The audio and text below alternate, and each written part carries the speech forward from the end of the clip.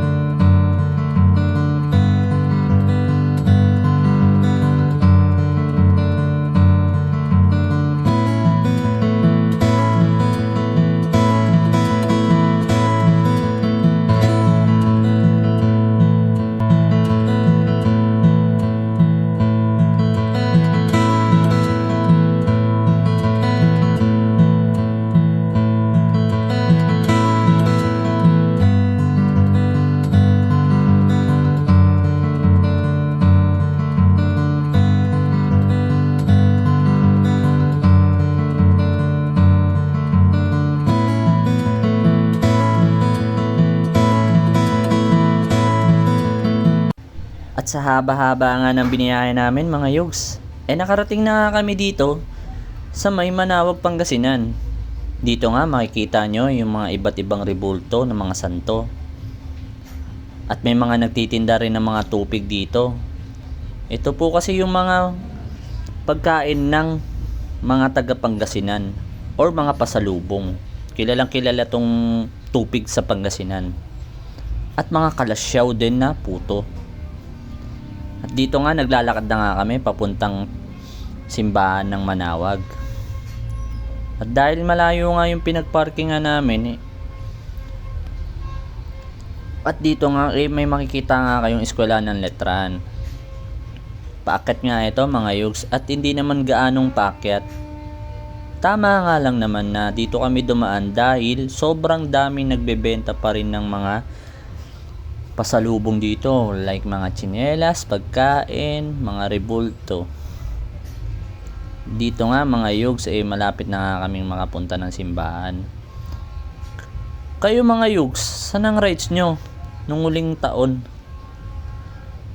Mga yugs, huwag nyo nga limutang magdasal bago bumiyahe at pauwi para ligtas kayo makarating sa inyong paroroonan. Happy New Year mga yugs!